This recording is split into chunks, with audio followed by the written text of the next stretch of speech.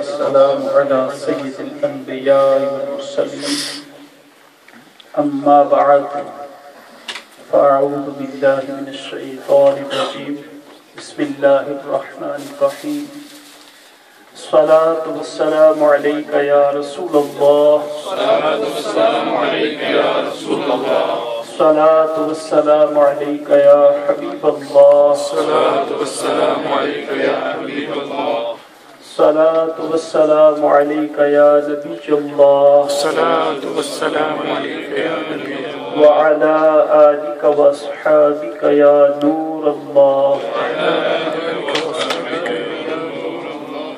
حضور نبی اکرم سرور دو عالم نور مجسم شفیع معظم رسول محتشم شاہ آدم و بنی آدم صلی اللہ تعالی علیہ وسلم کی ذات اقدس پر درود و سلام بھیجنا یقیناً بے شمار فضائل و برکات کا ذریعہ ہے اور اللہ تبارک و تعالی کی بارگاہ میں انتہائی پسندیدہ عمل بھی ہے۔ مسند امام احمد بن حنبل اور نسائی شریف کی ایک روایت ہے کہ ایک دن نبی اکرم صلی اللہ تعالی علیہ وسلم صحابہ کی طرف تشریف لائے تو چہرہ انور پر خوشی کے آثار نمایاں تھے۔ صحابہ نے دیکھا تو عرض کی یا رسول اللہ صلی اللہ علیہ وسلم اس خوشی کی کیا وجہ ہے؟ تو نبی اکرم صلی اللہ تعالی علیہ وسلم نے فرمایا کہ ابھی میرے پاس جبریل امین آئے تھے اور آ کر مجھے رب کا سلام کہا ہے اور ساتھ یہ رب کا پیغام سنایا ہے کہ رب فرما رہا ہے اے میرے محبوب آپ کا جو امتی آپ پر ایک مرتبہ درود پڑے گا میں اس پر 10 رحمتیں نازل فرماؤں گا اور جو ایک مرتبہ سلام پڑے گا میں اسے 10 سلامتیاں عطا فرماؤں گا۔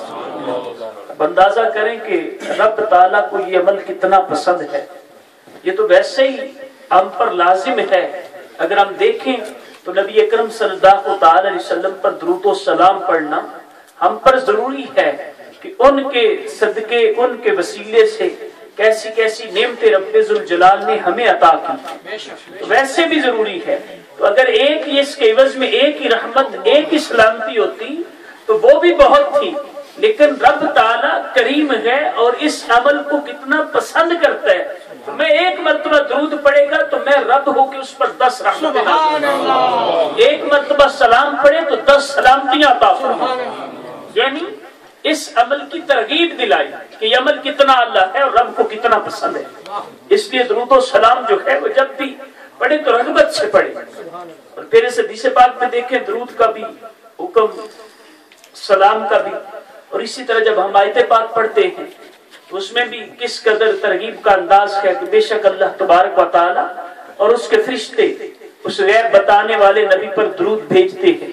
یا ایھا الذین آمنوا صلو علیہ وسلموا تسلیما، اے ایمان والو تم بھی ان پر درود بھیجو، یہ مطلقاً ہے درود بھیجو، وسلموا تسلیما اور سلام کی کثرت کرو۔ اب اس کا اگر ترجمہ بھی کریں سلموا تسلیما تو یہاں جو عربک گرامر کے اعتبار سے جو انداز ہے عبارت لانے کا سلموا تسلیما، تو کسی بھی عربی دان سے یا عربی پڑھے ہوئے سے آپ پوچھیں گے تو اس میں زور دیا گیا، یعنی ایمفاسائز کیا ہے کہ زیادہ ترغیب ہے، یعنی درود پڑھو لیکن سلام کی کثرت کرو، سلام خوب پڑھو۔ اب سلام کے حوالے سے ہماری شریعت میں ایک حکم ہے کہ جو شخص آپ کا سلام سن نہیں سکتا اسے آپ سلام نہ کرو، یا جو سلام سن تو لیتا ہے جواب دینے پر قادر نہیں ہے اس کی کیفیت ایسی ہے تو میں اسے بھی سلام نہ کروں۔ اب جیسے کوئی شخص اب باہر سے آئے کمرے میں سو رہا ہے تو وہ آپ کا سلام سننے پر ہی قادر نہیں، تو آپ اس کو سلام کریں گے بھی وہ سن ہی نہیں سکے گا، تو آپ کو اس لیے حکم ہے کہ ایسے شخص کو نہ سلام کریں، فائدے نہیں ہے، وہ جواب ہی نہیں دے سکے گا، وہ سو رہا ہے، وہ نیند میں ہے۔ اب دوسرا شخص کھانا کھا رہا یا نماز میں ہے، اب اس کے لیے اگر وہ سن تو لے گا لیکن جواب دینے پر قدرت نہیں، کھانا کھانے والا کھانا کھا رہے، اس کے منہ میں لقمہ ہے، وہ روٹی ہے، کھانا ہے، وہ کیسے جواب دے گا؟ تو اس لیے منع فرمایا کہ اس کو سلام نہ کریں. نماز کی حالت میں ویسے اجازت نہیں, اگر سلام کا جواب دے گا تو نماز ٹوٹ جائے گی. تو ایسے شخص کو سلام نہ کیا جائے. یہ ہماری شریعت میں یہ حکم ہے سلام کے حوالے سے. یہ مسئلہ ہے کہ جو سلام سننے پر قادر نہ ہو اسے بھی سلام نہ کرو, اور جو سلام سن کر اس کا جواب دینے پر قادر نہ ہو اسے بھی سلام نہ کرو. لیکن رب قرآن میں کہہ رہا ہے صلو علیہ کہ درود تو پڑھو نبی پر, وسلموا تسلیما, لیکن سلام کی کثرت کرو, سلام خوب پڑھو. اس سے پتہ چلتا ہے کہ ہمارے آقا سلام سنتے بھی ہیں, جواب بھی عطا فرماتے ہیں.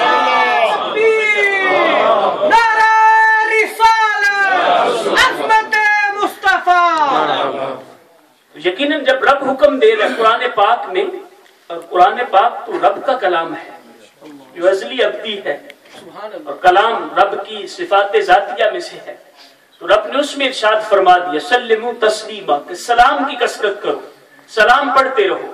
تو یقیناً ہمارے آقا سلام سنتے بھی ہیں, اس کا جواب بھی عطا فرماتے ہیں. اور اکثر آپ حدیث اگر دیکھیں مطالعہ کریں تو جہاں درود کا ذکر ہوگا اس کے ثواب کا ذکر ہے, اور جہاں سلام کی بات آئے گی اس کا جواب کا ذکر آتا ہے. تو یقیناً جب ہم سلام پڑھتے ہیں ہمارے آقا سلام سنتے ہیں, جواب عطا فرماتے ہیں. اس لیے جب بھی ہم درود و سلام پڑھیں تو اس نیت سے اور اس عشق اور محبت سے پڑھیں کہ جیسے جب ہم سنہری جالیوں کے سامنے کھڑے ہوں تو اس وقت ہماری کیفیت ہوتی ہے کہ ہمارا درود و سلام آقا کونین کی بارگاہ میں پہنچ رہا ہے, سن رہے ہیں. تو ہم جہاں سے بھی پڑھیں اس انداز سے پڑھیں, محبت اور شوق سے پڑھیں, اور جب محبت کے خاص درجہ میں آ کر پڑھیں گے تو پھر اس حدیث کا بھی مصداق بنیں گے اسمع الصلاۃ اہل محبتی وعارفہم, کیا آقا فرماتے ہیں عاشقوں کا درود خود سنتا. اور کوئی قید نہیں ہے کہاں سے, تو میں بس عاشق جب بھی پڑھتے ہیں اسمع الصلاۃ اہل محبتی, عاشقوں کا درود میں خود سنتا وعارفہم, اور انہیں پہچانتا بھی. ہمارا درود و سلام کا ایسا انداز ہونا چاہیے, اس عشق اور محبت سے پڑھیں کہ آقا کونین صلی اللہ تعالی علیہ وسلم ہمارے درود کو سماعت فرمائیں. اور ہماری پہچان اگر وہ کر دیں گے, کسی کو کہہ دیں گے کہ یہ ہمارا غلام ہے, اس کے بیڑے پار ہو جائے. اللہ تبارک و تعالی ہمیں محبت سے, شوق سے اور کثرت سے درود و سلام پڑھنے کی توفیق عطا فرمائے. صلو علی الحبیب صلی اللہ علیہ وسلم. الحمدللہ میلاد مصطفیٰ کی اس ببرکت نورانی محفل میں ہم یہاں شریک ہیں.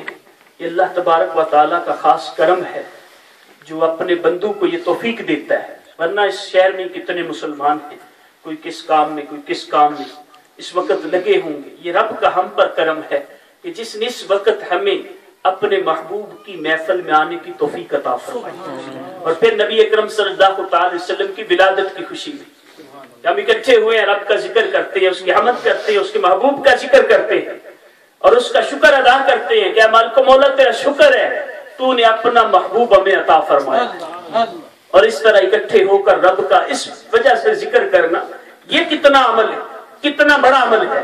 طبرانی شریف کی حدیث پاک ہے, نسائی شریف اور ابن ماجہ کی حدیث کا بھی مفہوم یہی ہے کہ نبی اکرم صلی اللہ تعالی علیہ وسلم اپنے کشانہ نبوت سے باہر تشریف لائے, دیکھا کہ کچھ صحابہ اکٹھے بیٹھے ہیں, کچھ بات چیت کا ذکر کر رہے ہیں, کچھ کام کر رہے ہیں. تو صحابہ کو دیکھا, فرمایا ما اجلسکم, اے میرے صحابہ تمہیں کس چیز نے بٹھایا ہے, اس انداز سے کیوں بیٹھے ہو, بیٹھ کر کیا کر رہے ہو. تو صحابہ عرض کرتے ہیں جلسنا نشکر اللہ ونحمدہ علی ہدانا لدینہ ومن علینا بکا, کہ آقا ہم اکٹھے بیٹھ کر اپنے رب کا ذکر کر رہے ہیں, اس کی حمد کر رہے ہیں اس بات پر کہ رب نے ہمیں اپنے دین کی ہدایت دی ہے اور آپ جیسی نعمت عطا کی ہے. سبحان اللہ. ومن علینا بکا, اور آپ ہمیں عطا کی, اپنا محبوب ہمیں دیا ہے. تو اس کے محبوب کی اس انداز سے خوشی کرنا, بیٹھ کر اکٹھے رب کا ذکر کرنا کتنا اعلیٰ عمل ہے. تو آقا کونین نے یہ سن کر یہ نہیں فرمایا صحابہ ایسے نہ کیا کرو, اس طرح نہ بیٹھا کرو, میری شریعت میں اجازت نہیں ہے, بلکہ فرمایا میرے صحابہ تمہارے بتانے سے پہلے مجھے جبریل امین نے بتا دیا ہے کہ ان اللہ یباہی بکم الملائکہ, کہ محبوب تیرے صحابہ زمین پر بیٹھ کر یہ عمل کر رہے ہیں اور رب فرشتوں کے سامنے ان کے عمل پر فخر کر رہا ہے. سبحان اللہ. نعرہ تکبیر, نعرہ رسالت, عظمت مصطفیٰ. تو یہ کیسا پیار ہے کہ جس پر رب تعالیٰ فرشتوں کے سامنے مباحات فرماتا ہے. سبحان اللہ. آسمانوں میں ہم زمین پر ذکر کرتے ہیں اور اس محفل کے تذکرے آسمانوں میں فرشتوں کے سامنے رب کرتا ہے. جو باہی کے الفاظ ہیں حدیث کے کہ رب تعالیٰ فخر کرتا ہے اپنے ان بندوں پر جو اس کی اس نعمت کا شکر ادا کرتے ہیں. تو نعمت تو ہر نعمت کا شکر ادا کرنا چاہیے. اور آقا کونین صلی اللہ تعالی علیہ وسلم کی ولادت تو ساری نعمتوں کی اصل ہے. سب نعمتوں سے بڑھ کر بڑی نعمت ہے اور باقی ساری نعمتیں نبی اکرم صلی اللہ تعالی علیہ وسلم کے صدقے سے حاصل ہوئی. جس کو جو بھی ملا ہے، جو کچھ ملا ہے، جو مرتبہ ملا ہے، وہ نبی اکرم صلی اللہ تعالی علیہ وسلم کے صدقے سے ملا. کیونکہ رب تعالیٰ تو یہاں تک فرماتا ہے کہ میں ایک چھپا ہوا خزانہ تھا، میں نے چاہا کہ پہچانا جاؤں، میں نے چاہا کہ میری پہچان ہو، میں چھپا ہوا خزانہ تھا تو میں نے محمد عربی کو پیدا کیا، نور محمد پیدا کیا. تو رب ذوالجلال تو اپنی پہچان بھی اپنے محبوب کے ذریعے کرواتا ہے.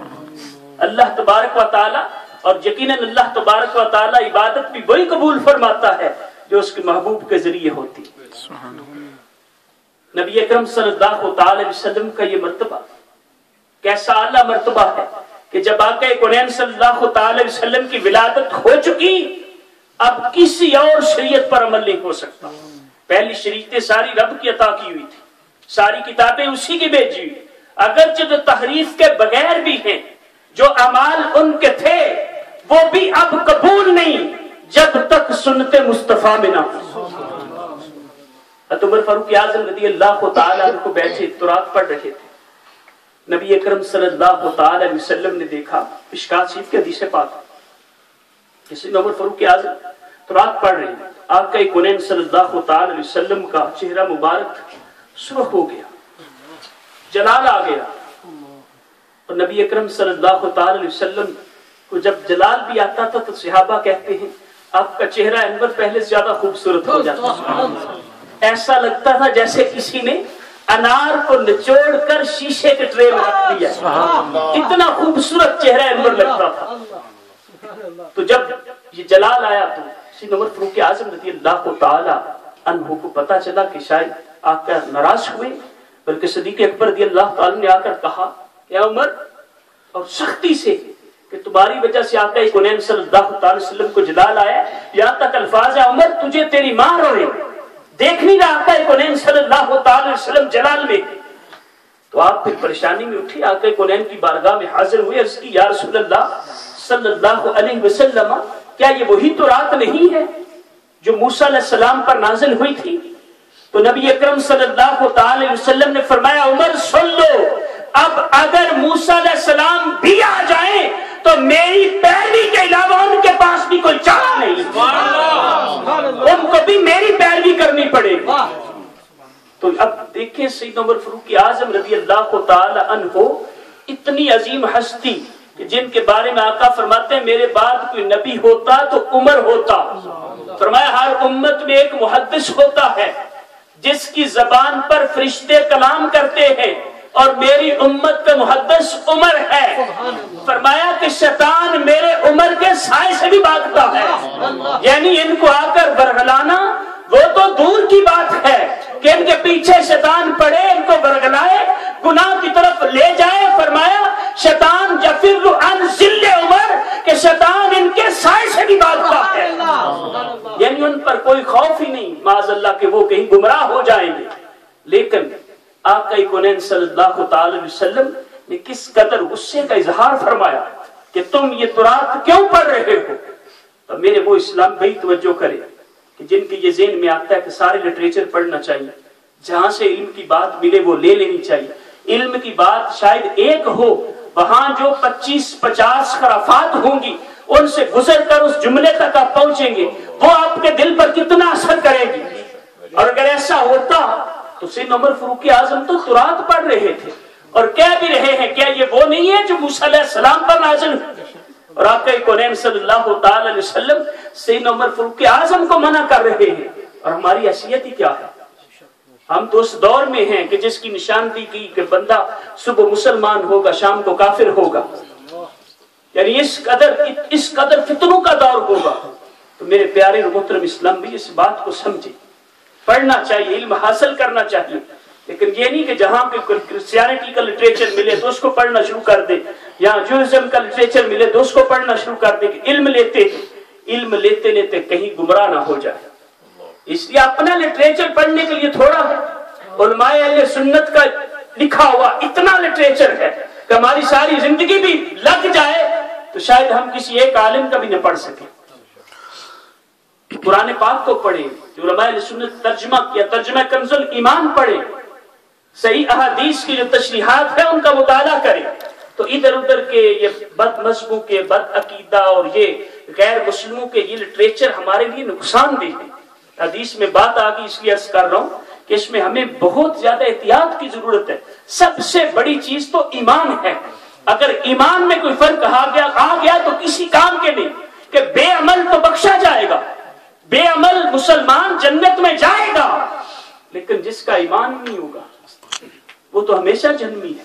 اس بات کو سمجھے کہ بے عمل بالآخر بخشا جائے گا.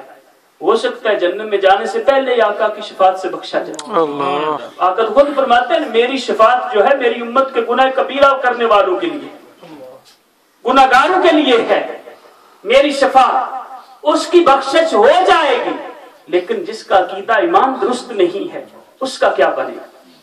اس لیے اپنے ایمان کی حفاظت ہم نے خود کرنی ہے، اور یہ بہت بڑی چیز ہے جس کی ہمیں فکر نہیں. کتنی ایسی چیزیں ہیں کہ جن سے ایمان ضائع ہونے کا خدشہ ہوتا ہے. ایک یہ بھی ہے کہ جس کو زندگی میں اپنے ایمان کی فکر نہیں ہوتی، موت کے وقت اس کا ایمان ضائع ہونے کا خدشہ ہوتا ہے. ہو سکتا ہے اس کا ایمان ضائع ہو جائے. وجہ کیا ہے؟ اس وقت شیطان حملے کرتا ہے، باپ کی شکل میں آتا ہے، ماں کی شکل میں آتا ہے، دوست کی شکل میں آتا ہے، آ کے کرسچینٹی جوئزم کی دعوت دیتا ہے کہ یہودی بن جاؤ، عیسائی بن جاؤ. باپ کی صورت میں ہے، بندہ تکلیف میں ہے. دیکھیں کیسا کڑا امتحان ہے. اس وقت اس کے حملوں سے بچنا. جس کو فکر نہیں ہوتی اس کا ایمان زائل ہونے کا اندیشہ ہوتا ہے. ہم سارے دنیا کے کام کرتے ہیں، فکر بھی ہوتی ہے، لیکن سب سے بڑھ کر ہمیں فکر اپنے ایمان کی ہونی چاہیے کہ ہمارا ایمان اللہ تبارک و تعالی محفوظ رکھے. ایمان پر چلے گئے تو پھر انشاءاللہ آقا کے صدقے، اولیاء کے صدقے، علماء کے صدقے انشاءاللہ بیڑے پار ہو جائیں گے. کیونکہ وہاں تو ہمارے پیران عظام بھی ہوں گے، بزرگ بھی جن سے ہم محبت کرتے ہیں وہ سارے ہوں گے، علماء اپنے اپنے محبین کو لے کے جائیں گے.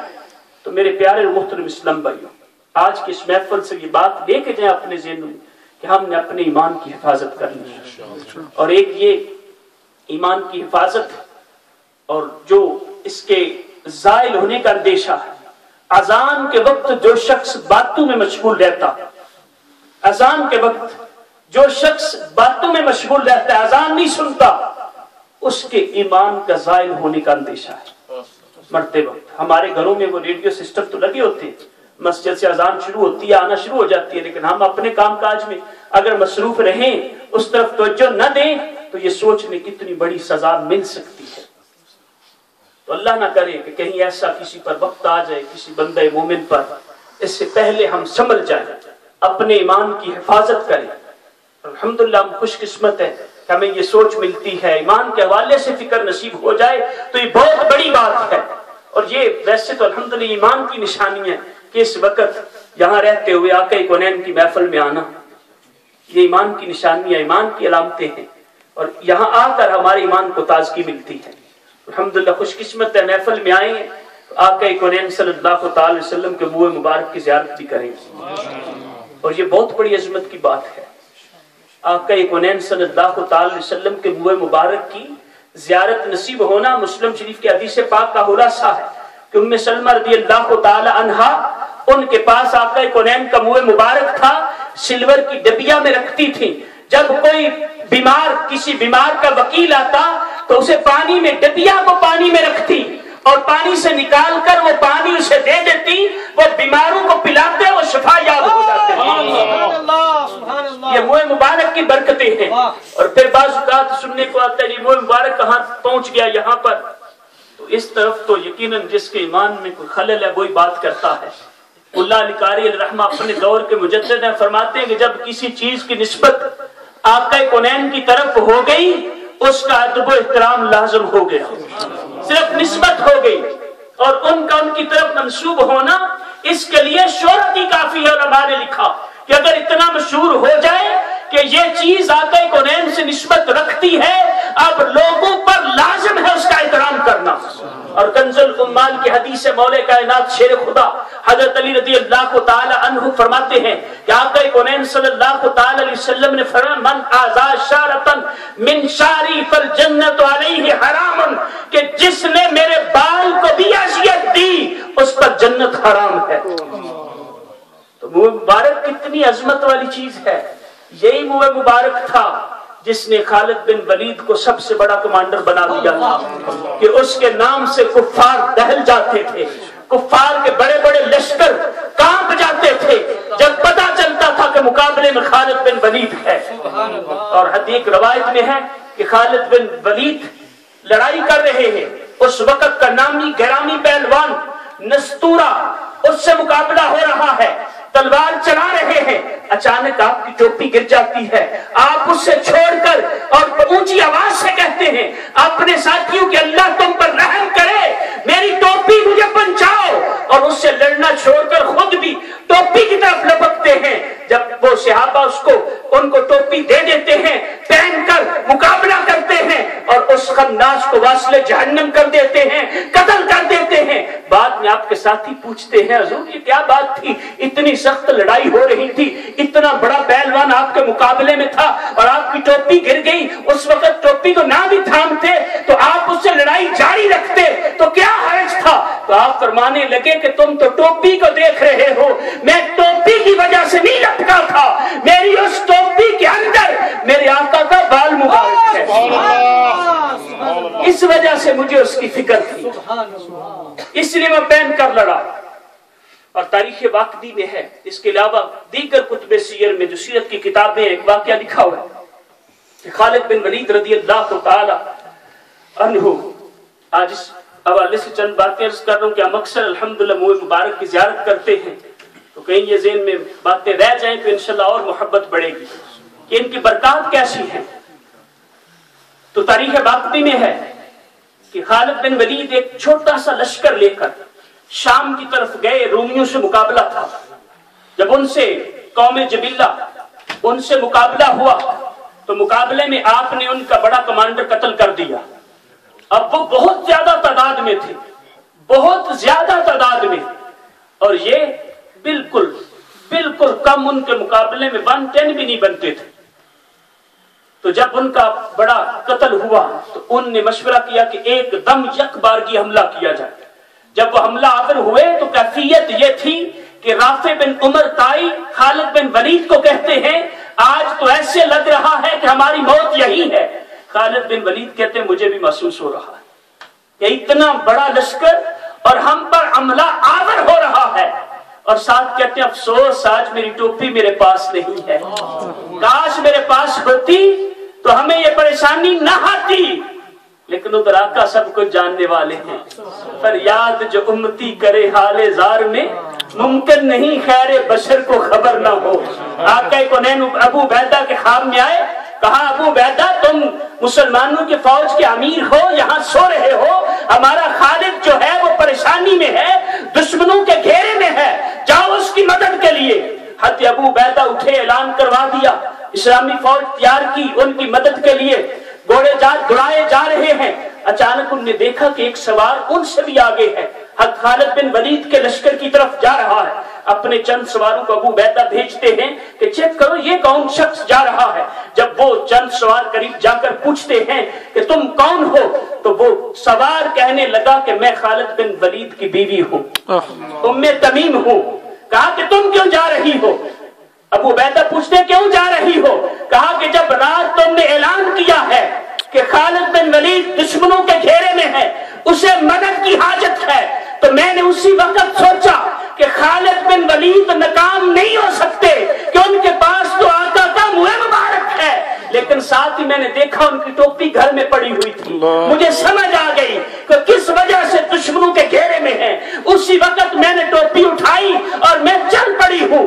ابو عبیدہ نے ان کو لشکر کے ساتھ رکھ لیا. جو ہی لشکر اس میدان جنگ میں پہنچا, خالد بن ولید بھی دیکھ رہے ہیں کہ تکبیر کے نعرے گونجے اور اچانک رومی فوج کے پاؤں اکھڑ گئے. ان کو کوئی بھگا رہا ہے اور ایک سوار بڑی تیزی سے ان کو قتل کر رہا ہے. خالد بن ولید ان کے پاس آ کر پوچھتے تم کون ہو؟ کہا میں تمہاری بیوی ام تمیم ہوں. کہا تم کیسے یہاں؟ کہا تمہاری وہ ٹوپی لے کر آئی ہوں جس میں آقا کا منہ مبارک ہے. خالد بن ولید نے وہ ٹوپی لی, اس لشکر پر حملہ کیا, ان کو تہس نہس کر دیا. تو منہ مبارک کی برکات دیکھیں. اور خالد بن ولید تو کہتے تھے کہ میری ساری فتوحات کا راز جو ہے وہ میری ٹوپی میں آقا کونین کا منہ مبارک ہے. سبحان اللہ. یہ منہ مبارک اتنی عظمت والی چیز ہے کہ اگر بیماروں کو ام سلمہ رضی اللہ تعالی عنہا نے سنبھال کر رکھا ہوا تھا, اور بخاری شریف مسلم شریف کی حدیثیں ہیں کہ آقا کونین صلی اللہ تعالی علیہ وسلم جب حجامت کرواتے, منہ مبارک کٹواتے, تو اس وقت صحابہ آگے بڑھ کر اپنے ہاتھ پھیلا دیتے اور ایک بال بھی آقا کونین کو زمین پر نہ گرنے دیتے. یعنی آپ کے منہ مبارک کی بھی اتنی تعظیم کرتے تھے. ایک دفعہ آقا کونین صلی اللہ علیہ وسلم کسی مقام پر ہے, کسی جانور کا بال پر وہ ٹوٹ کر آپ کی ریش مبارک کے قریب آیا. ابو ایوب انصاری جلدی سے اٹھے, اس پر کو پیچھے ہٹایا. تو آقا کونین صلی اللہ تعالی علیہ وسلم نے ارشاد فرمایا, ابو ایوب تو نے یہ عمل کیا ہے, اللہ تبارک و تعالیٰ تجھ سے ہر شر کو دور فرمائے. جو تجھے ناپسند ہے رب تجھے اس سے دور رکھے. یعنی صحابہ کا انداز کیا تھا, آقا کونین کے منہ مبارک کی تعظیم کیسے کرتے تھے. ایک بال زمین پر نہ گرنے دیتے تھے, اور جسے مل جاتا وہ دوسروں کو بتاتا تھا کہ میرے پاس آقا کونین کا منہ مبارک ہے, میں نے آقا کونین کے منہ مبارک رکھے ہوئے. اور اپنی اولادوں کو وصیت کرتے. اور حضرت عبداللہ بن عبدالعزیز رحمت اللہ تعالی علیہ, عمر بن عبدالعزیز, ان کے بارے میں ہے کہ ان نے بال مبارک بھی اور ناخن مبارک بھی سنبھال کر رکھے تھے, اور اپنی اولاد کو وصیت کی کہ جب میں فوت ہو جاؤں تو میرے کفن میں رکھنا. حضرت امیر معاویہ رضی اللہ تعالی عنہ نے یہی وصیت کی کہ میرے پاس آقا کونین کے منہ مبارک اور ناخن ہیں, جب میں فوت ہو جاؤں میرے کفن کے اندر رکھ دینا. اب وہ صحابہ تھے, قطعی جنتی ہیں, کیسا ان کا عمل ہے, ان کو پتہ ہے ان سے کوئی فائدہ پہنچتا ہے تو کہہ رہے ہیں. کوئی صحابی تو لغو عمل کرتا ہی نہیں, اور وہ جنتی ہیں, ان کو پتہ ہے اس کا کتنا فائدہ ہوگا, اور اپنی اولادوں کو وصیت کر رہے ہیں کہ منہ مبارک میرے کفن کے اندر رکھنا تاکہ میں ساتھ لے کے جاؤں. تو میرے پیارے محترم اسلام بھائی, منہ مبارک کی زیارت نصیب ہو جانا یہ یقیناً بہت بڑی فضیلت کی بات ہے, بہت اعلیٰ بات ہے. اور یہ جس طرح بھی پہنچے ان باتوں میں نہیں پڑھنا چاہیے. میں نے آپ کو بتا دیا کہ ملا علی قاری علیہ رحمہ اپنی صدی کے مجدد ہیں, اور وہ لکھ رہے ہیں کہ جب کوئی بھی چیز جس کی نسبت آقا کونین کی طرف ہو جائے بس اس کا احترام پکڑ لو. اب تم اگر ہمیں یہ یقین نہیں کہ یہ منہ مبارک آقا کونین صلی اللہ تعالی علیہ وسلم کا ہے کہ نہیں, اگر یہ یقین نہیں کہ ہے تو ہمیں یہ بھی یقین تو نہیں ہے نہیں ہے. کوئی ایسا کہہ سکتا ہے یہ نہیں ہے؟ اگر کسی کو یقین ہے تو پھر تو ایسی بات کرے. وہ یہی کہتے ہیں نا, اپنی عقل پہ تولتا ہے, عقل کو معیشت بنا کے آقا کونین صلی اللہ تعالی وسلم کے منصوبات کو تولنا کہ عقل میں یہ بات نہیں آتی, تو یہ بہت بڑا گمراہی کا ذریعہ ہے, بہت بڑا. جو انبیاء کی اولیاء کی یہ باتیں ہوتی ہیں یہ عقلوں کے ذریعے نہیں تولی جاتی, سر تسلیم خم کرتے ہیں, ان کو قبول کرتے ہیں. سبحان اللہ. تو ہمیں جب یہ یقین نہیں کہ ان کا نہیں ہے تو ہم کیوں مطلب اس پر جزم کریں کہ یہ کیا ہو رہا ہے, وہ مبارک کیوں آگے, کہاں سے آگے, جہاں سے بھی آئے ہیں. آپ کو بتا رہا ہوں احادیث بخاری شریف مسلم شریف کی ہیں. آقا کونین صلی اللہ تعالی وسلم جب عمرہ شریف کرتے, حج ادا فرماتے, تو جب آپ بال کٹواتے تھے وہ بال صحابہ زمین پر گرنے نہیں دیتے تھے, آپس میں تقسیم کر لیتے تھے, لے لیتے تھے. تو وہ ان نے سنبھالے ہوئے ہوں گے, ان کو بھی پتا تھا کہ پیچھے کتنے عاشق آنے والے تھے, چلو ان کو آقا کونین کی زیارت نہیں نصیب ہوگی, یہ منہ مبارک کی زیارت کر لیں. الحمدللہ ہم خوش قسمت ہیں کہ وہ منہ مبارک آج بھی یہاں تشریف فرما ہے. اللہ تبارک و تعالی ہمیں ادب و احترام سے ان کی زیارت کرنے کی توفیق عطا فرمائے. اور الحمدللہ اگر ہم یہی ادب و احترام، سرکار کا عشق، محبت سیکھنا چاہتے ہیں تو دعوت اسلامی کے ماحول سے آپ وابستہ ہو جائیے. الحمدللہ اس ماحول میں ایسی ہی پاکیزہ اور اچھی باتیں سکھائی جاتی ہیں. نبی اکرم صلی اللہ تعالی وسلم کی محبت، عشق اور آپ کا ادب و احترام سکھایا جاتا ہے. آپ کے منصوبات، جو بھی چیز آپ کی طرف منسوب ہو جاتی ہے اس کا ادب بھی سکھایا جاتا ہے. الحمدللہ اس ماحول کی برکتیں ہیں. اگر ہم باادب آقا کے غلام بننا چاہتے ہیں تو اس ماحول کو لازم پکڑیے اور دعوت اسلامی کی اجتماعات میں شرکت کیجیے. الحمدللہ دعوت اسلامی کا ہفتہ وار اجتماع ہر جمعرات کو تھرسڈے 8 o'clock حیرت اسٹریٹ 7072 فیضان عطار مسجد میں شروع ہوتا ہے، جو تقریباً 1.5 hour 9:30 تک رہتا ہے. آپ تمام اسلامی بھی اس میں شرکت کریں، اپنی اولادوں کو، بھائیوں کو، رشتہ داروں کو شرکت کرائیں. انشاءاللہ بہت کچھ سیکھنے کو ملے گا. اللہ تبارک و تعالی عمل کی توفیق عطا فرمائے. آمین بجاہ النبی الامین صلی اللہ علیہ وسلم.